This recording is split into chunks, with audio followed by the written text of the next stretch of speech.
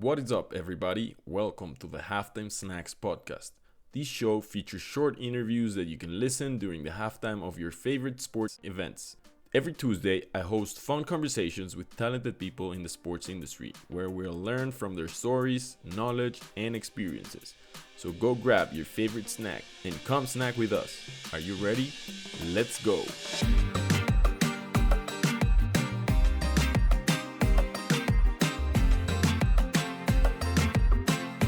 This episode features a fellow Mexican entrepreneur who'll be joining me for a very spicy halftime snack today. This guest has over 13 years of experience in sales and problem solving through technology, and he is extremely passionate about sports and entrepreneurship. Today, he's the CEO and co-founder of Pits, a platform that combines video and commentary technology to enable the soccer community to create viral content and connect to sponsors. Their goal at Pits is to grow the amateur sports economy by giving coaches, athletes, and pitchers the tools to generate sponsorship properties, the chance to get funded by local or global brands, and by getting players into the creator economy to monetize their game. I can't wait for this conversation, so allow me to introduce Fernando Mendivil. Hey, hola. What's up, man? Thanks for having me. So great to listen to you again and looking forward to have some fun during this, man. Fernando, it's an honor to host a fellow Mexican on the Halftime Snacks. I'm so glad that you were able to make it. Let's kick it off with a fun icebreaker, man. What's your favorite Mexican meal or snack? Of course, it's tacos. I will be crazy if I don't say it's tacos, but many people think that tacos are the same all across Mexico, and that's completely false. So my favorite tacos are the ones that come out from Sonora, which is a state up in the north of Mexico, with an amazing quality of meat, a lot of guacamole, and a whole variety of salsas, which makes it amazing. Whether it's a flour tortilla or a corn tortilla. So I'm addicted to that thing. I could eat that, every day, 3 times a day. I could actually get that on a smoothie if I could. So that's my favorite meal, man. Man, I'm sure that many fellow Mexicans would consider you the enemy if you wouldn't have chosen tacos. So I'm glad that you chose, the classic one and the good one, the obvious one. I'm also a very big tacos fan. So next time you're in Mexico City, because we didn't mention that you're from Guadalajara. Next time you're in Mexico City, man, make sure that you hit me up so we grab some good Mexican tacos from Sonora, as you mentioned. Fair. Man, everyone knows you because of entrepreneurship, because of how you've been building stuff and developing your career in the whole area of entrepreneurship and sales and problem solving through technology. Especially because of Pits. So I wanna just touch about a little bit about Pits, but about maybe the background or the story of how exactly you came up with the idea at the beginning, like the first time. Like, do you remember the first thought that you have around Pits and why exactly you realized that? Can you just please share with us the quick story of how exactly you first thought about Pits? Yeah, so first of all, I'm mad about, soccer. I grew up dreaming to become a professional soccer player. I've played soccer for the last 30 years now. I'm 37-year old. So, I've went all the way from learning how to kick the ball to, belonging to a couple academies and, state, teams, national teams, college, almost pro, didn't make it. So I've been pretty much everywhere, right? So um, I kept playing as an amateur for, on a recreational way. I still play 3 times a week in 3 different teams. And of course, I grab a couple of beers after, every single match. But, there was one day when I moved, here to Guadalajara because my hometown is Culiacan, Sinaloa. I didn't have a team to play, and Rafa, my current co-founder, invited me to join his team, and I did that, and of course I paid for my registration fee at the beginning, and at some point, the manager of the team, and a friend now, right, asked me to pay for my registration fee, which I already did, but he didn't register that, right? So I was like, dude, I already paid for that. He was like, no, you haven't paid for that. So I didn't want to, get out of the team, so I paid for it again. But I was really mad. Rafa was my only friend at that time. That's years ago, and I remember exactly, just reaching out to him saying like, dude, there's this shouldn't be like it shouldn't be like this. I mean, with so much technology, first of all, I shouldn't have to pay twice for the same thing, right? Why is it so difficult to manage an amateur team? But most of all, why do we have to pay to play? That's ridiculous, man. There should be a way, to do it different. There should be a way to get sponsored, at least to play for free. So that's how Pitt started. To be honest, it we didn't try to develop a solution at the beginning. We actually looked out there for solutions, existing team management apps or systems to kind of implement that, in our team. But they they were not good. They were not what we were looking for. My background, as of that time, I had been, 10 years designing and developing mobile apps. And I was like, okay, it's time to build my own now. So that's pretty much how Pit started.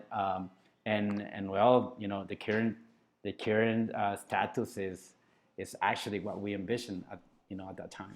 I'm a big fan of the entrepreneurs that actually face the problem themselves. Like they really saw how inefficient the market or the system was, and they were like so mad at it that they decided to drop everything and go out there and become an entrepreneur. And I give you a lot of respect for that, Fernando. Man, you have this like very interesting background where you actually developed the first like entrepreneurs of Latin America, kind of like association as it's called. And you've been really interested in all the like problem solving and figuring out solutions through technology, as you were telling us. So you have like this very very unique element of your personality that is like that you literally love to find pains and just come up with solutions for them. I wonder exactly what was the aha moment when once you started Pits, you started the app, you pivoted a few times, maybe changed directions a few times. What was the moment when you realized, like the aha moment of the specific pain that you guys are working on and solving right now, and the solution, of course? Like, what was the moment you realized, aha, that's the problem, and this is the solution, and here's where we are right now? Do you remember throughout the way of the history of Pits when exactly was that? Yeah, it's probably a couple moments, not just one. So the first one was back in 2019 when we went through the Lead Sports Acceleration Program in Berlin. I remember exactly the words. One of the mentors, a former marketing manager for Red Bull, just reached out to us with a very simple question, saying like, "Okay, guys, so how are you gonna take amateur sports to the same level of importance than professional sports? Meaning, how are you gonna get every single pitch or soccer field and every single team in the world to get sponsored? The same way every single stadium has sponsorships and every single professional team." And that was like, damn, we don't know, right? Because we were trying to do that in a different way at that time, connecting the brand directly with the player, and that was non-scalable at all. So that was the first time. And then during that, program in Europe, I got to meet awesome, startups and awesome founders around the video highlight industry, or somehow so and some other marketplaces and so on. And then there was this story that always kept in my mind when I was a little guy, right? So I used to play, as I said, soccer, but in Latin America, most of the people is not, economically, stable, right? So families actually have to sacrifice many things to allow their kids to play and to practice the sport. And sometimes they sacrifice meals and food, right, just for the passion of the sport. So I remember that there was this national competition that we were supposed to attend, um, but there was no money for the team. There were no funds, right? So the coach was trying to, get sponsored from local businesses, and my father, was able to pay for the fee for, another four of my colleagues, right, or the kids, but it wasn't enough. So we had to hop on into a Volkswagen, 18 kids, two coaches, road trip, like 14-hour drive. We got, to a national competition, and we just went from the Volkswagen, from the car to play, because, we were already late, right? But there was no money for eating. There was no money for, uniforms. So that was kind of crazy. It's like, oh, so the second aha moment was like, yeah, so if we combine things such as, video and all this, content, thing, and social media and so on around the sport, we can actually get that coach to find the funds, for every single team. And that was pretty much like when we realized that second time arrived, exactly, during the pandemic, because we went bankruptcy on March 2020, because football was completely paused, and it didn't, there was no date for the return of the activity. So that, I think that forces us to think differently, to accelerate some plans. And and Rafa and I, we know how to work under pressure. So I think that pressure, made us feel uncomfortable, and came out with a different approach. So we trashed a bunch of our technology. We trashed, 120,000 users that we had at the moment, and we just, started all over again, pretty much, right? Not completely, but almost completely. Yeah.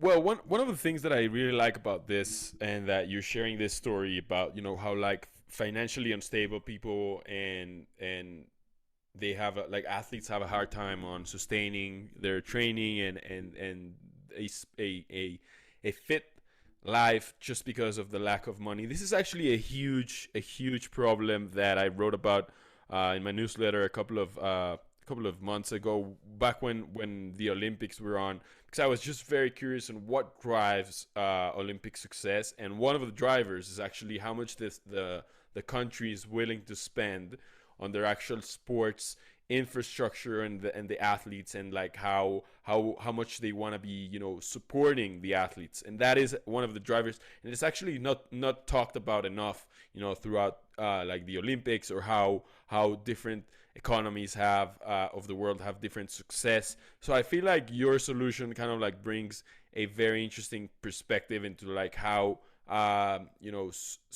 unsupported families or unsupported athletes uh, that are not even professional, right? Because the niche that you guys are targeting is mostly for amateur players, but still, like, there's still tons of opportunity for amateur players. But you mentioned something that it really resonates with me, Fernando, and that is like the side of content, and how content can really transform this, whole amateur experience into something that could be shareable, that could be viral, that could, create an impact, and that can have also benefit for the ones that are going to sponsor the game. And I think that it's very clever. I think that the combination of thoughts and ideas that you guys had to put it together and use content for it, I think that it's very valuable. I just want you to speak exactly of how exactly do you see content as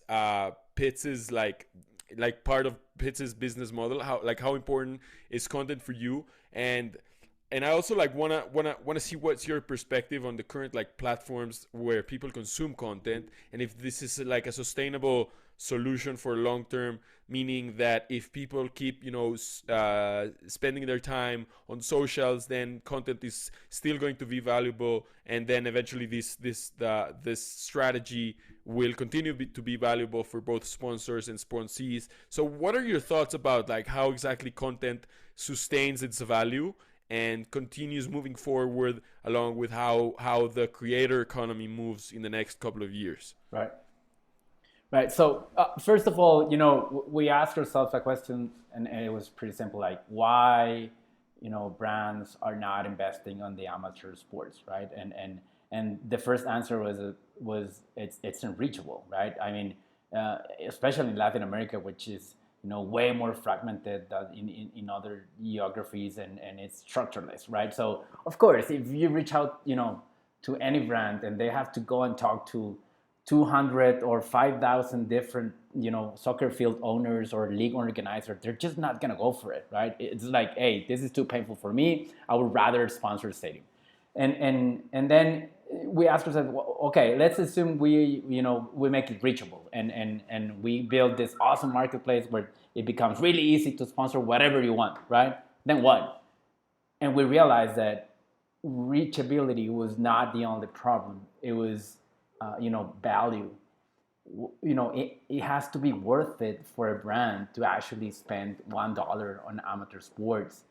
And most of the times it happens nowadays, it's because they just want to help the community, not because they can actually make money out of that investment. So that's when we realized that there was a way to combine video and commentary and use and leverage social media to actually, make it sexy for sponsors to invest their money into this. So in summary, what we do is like, of course, we enable amateur sports to get sponsored, but most the most important thing is that we use our technology. We let the amateur community use our technology to actually generate viral content, which is valuable, without having to be creative, because creators, in order to be a creator, you have to be creative. All you have to do with pits as of now is to go out there, enjoy the sport, play in a pitch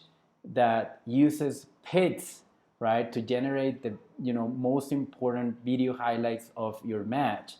Then you just go out there and receive that through our mobile app. Those videos can be commentated in real time, which is kind of the special sauce of it, because Ronan, you might score a great goal, but if you watch it on a regular video, it's okay and it's fun and it's gonna be nice and you're gonna share it for sure. But when you watch it with a professional voice that actually says, "Look at Ronan, what a score!" Whatever they want to say, it just it's just amazing. And then the magic happens. You share it because it's fun, because your ego is doing its work. But on top of that, you share it because you can monetize the reach of that video. And to be honest, we don't have to do that because you will still share it. But if we want to reach that vision where we think that the sport has to be a way to actually improve your financial situation or a family financial situation, we had to include the players. So pretty much the dream is now around the corner for everyone. Like, I grew up to become a professional, dreaming to become a professional player because I wanted to get paid for playing, right? So now everyone can actually get paid for playing. All they have to do is go out there, play soccer, share your content, and monetize it. That's it. We'll do the rest. We'll make the connections with the sponsors. We'll make the connections with the advertisers. Don't worry about it. Just do it.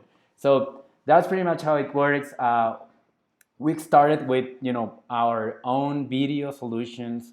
We're not a video technology company. Our plans is to become actually a video agnostic, meaning if the pitch or if the coach or if the club wants to use a smart cam, awesome, that's nice, that can be connected to pits. If they want to use our app to record the matches, that works as well. If they want to use their smartphone or a 1995 camcorder, whatever, that works, because what we focus on is on actually delivering the best video highlights in the easiest way for the player with a super hyped emotional commentary, and then that's it. That's pretty much how it works.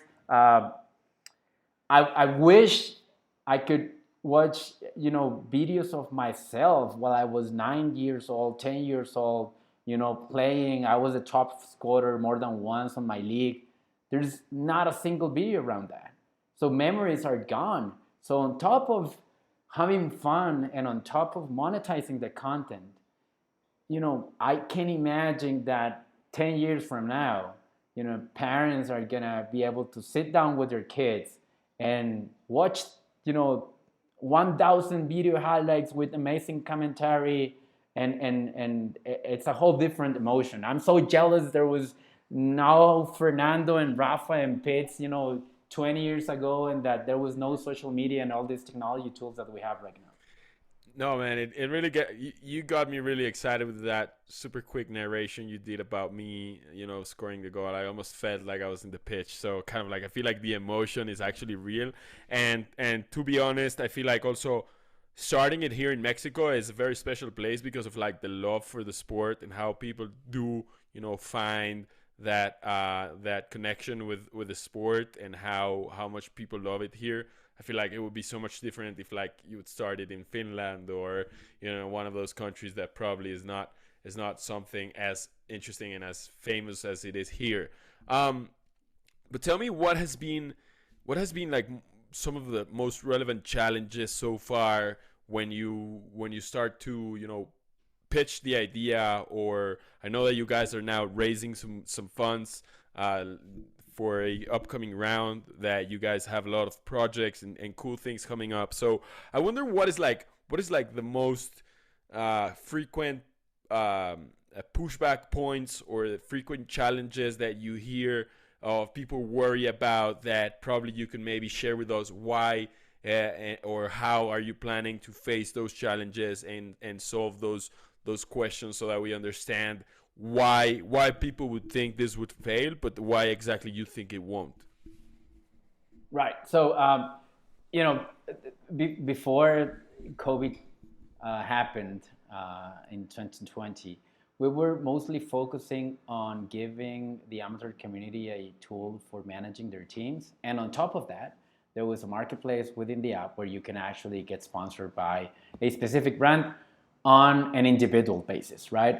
We knew that was not scalable, and we were planning to incorporate these video things that I already, shared with you at some point, right? As I mentioned before, uh, we went bankruptcy. That was probably one of the most scary moments in my life, because of course, when you start a company, and whenever you get into a new project, there's a lot of unknowns, right? But eventually you know how to get rid of those unknowns, and validate any hypothesis. In this case, it was like, okay, there's no soccer activity. When is this going to be back? We don't know, right? So we came up with a number to pretty much survive during 2020, but we were not sure if soccer was going to be back by 2021 and so on. uh, Luckily it was, right. But it was a very, very, you know I have a family. I have 3 kids. So when I have to tell my wife, hey, so I'm gonna keep working on this, I'm not gonna get paid for maybe 10 months at all, because I would rather use the money that investors gave us for this rescue program for our developers and for the rest of our team. The wife, she wasn't happy at all, right? She was like, why don't you just get a job and that's it? But this is a dream. And so that was a scary moment.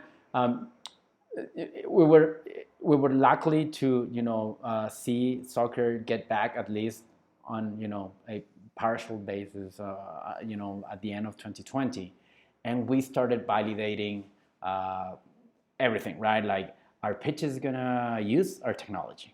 Are they gonna be willing to invest on a cameraman for now, right? do players care about their video highlights, right?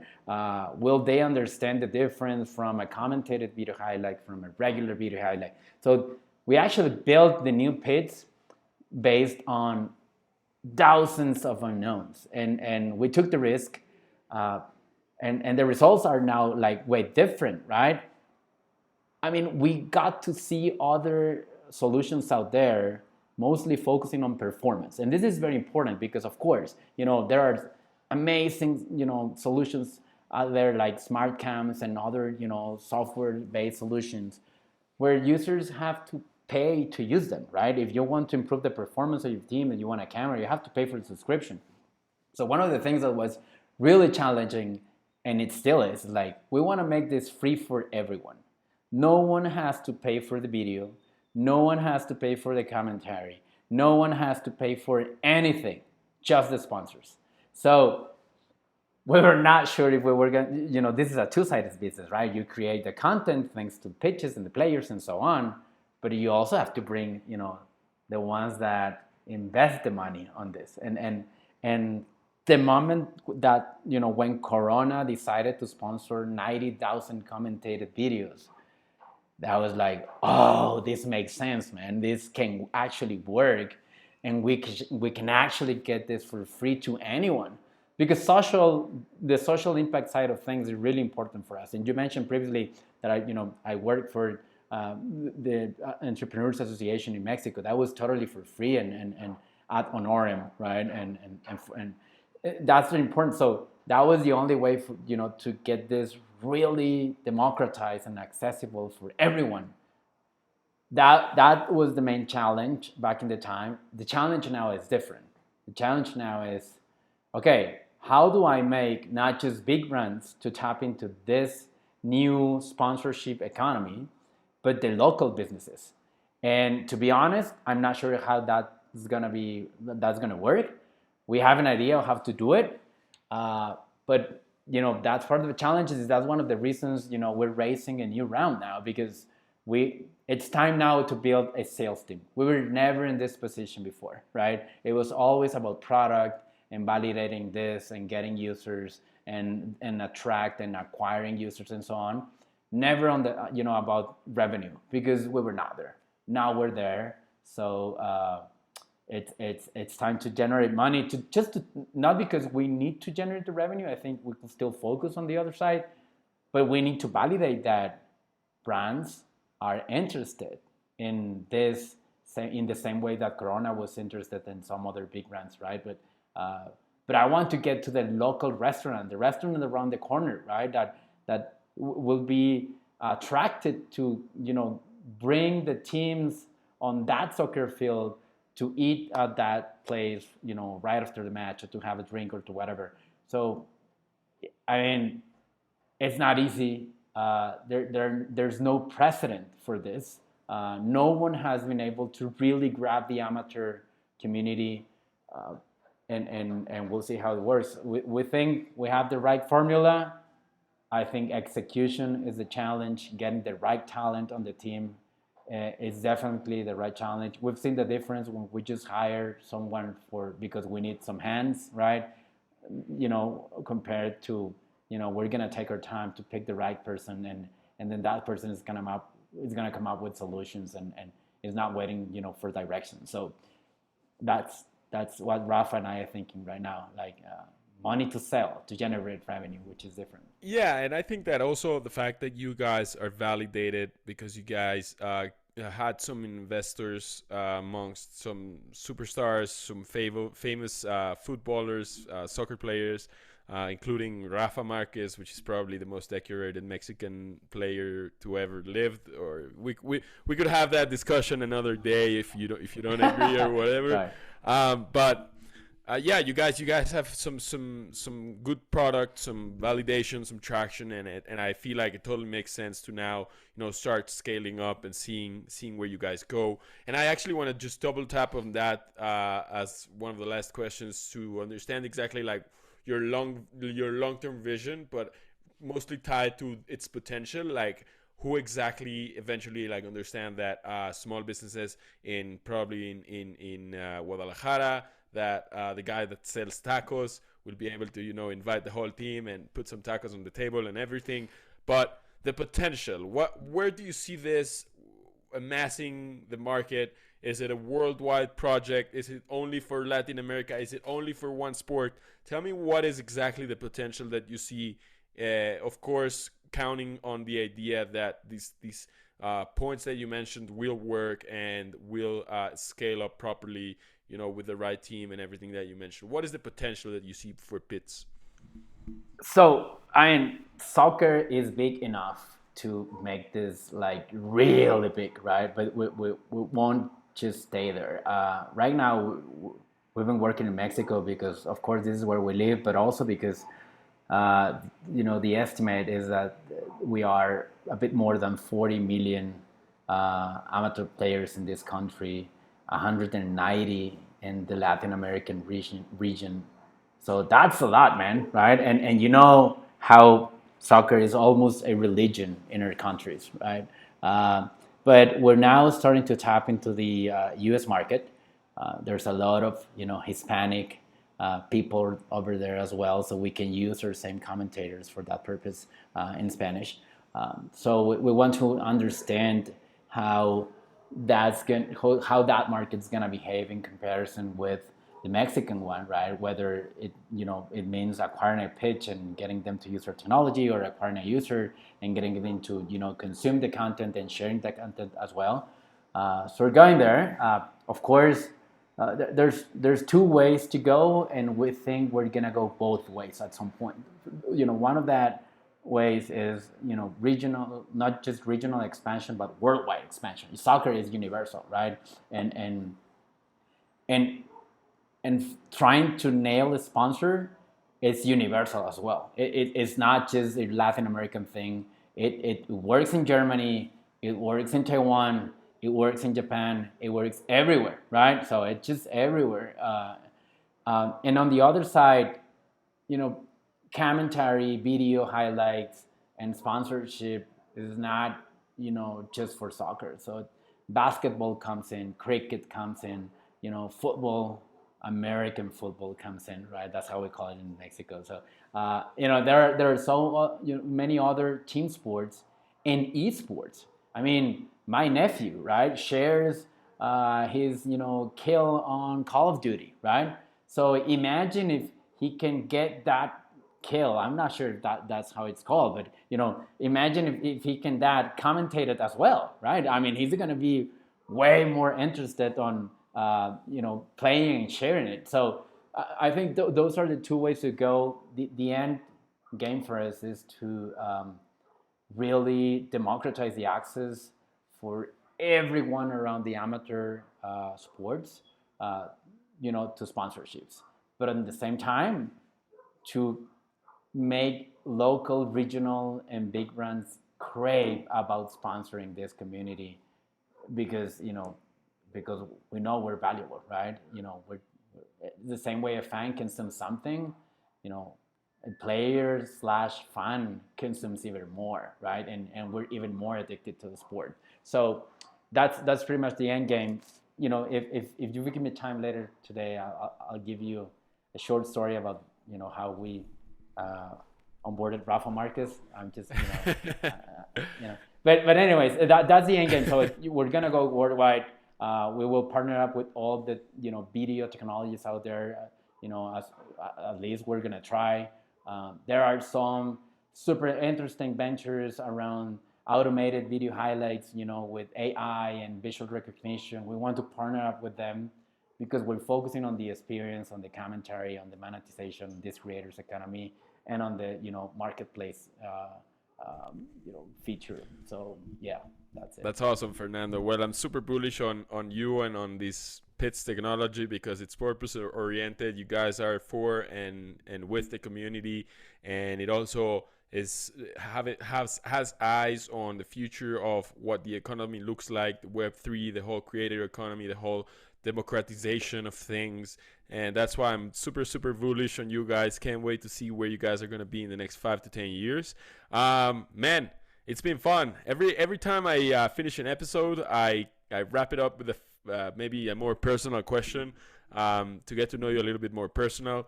What is one book that you've recommended most frequently or most recently, for any of the listeners interested in what you read or what inspires you or what you recommend? One book that you've recommended the most. During the pandemic, I think we all, questioned ourselves and the way we were living our lives, in the previous years, like is this really important? Is that really important? Um, so I think most of us had time to kind of get to know ourselves again, um, and I was able to read a little bit more. There was this book in Spanish. It's El Principito, right? It's very simple. It's a very basic book, but when you are in a situation where you're actually trying to get to know yourself again and to understand what's really valuable and what makes sense and what doesn't make sense, The Little Prince is the right way to go. It's the right way to start. It's so basic. It's for kids, but I read it when I was a little kid and I didn't understand the damn thing, right? Like, hey, this doesn't make it's philosophy, right?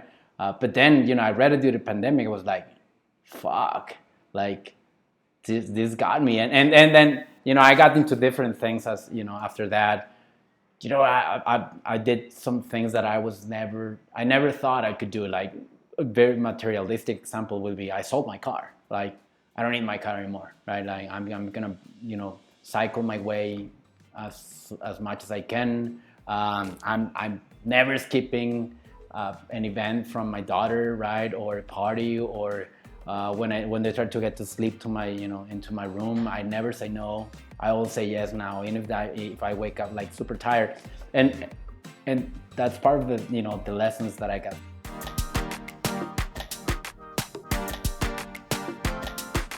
Thank you very much for tuning in. If you enjoyed this episode, hit the subscribe button and leave a review on Apple Podcasts. If you enjoy learning about the business and technology behind sports, make sure you subscribe to the Sports Tech Biz newsletter. I'll leave the link in the show notes. See you all next week. Bye bye.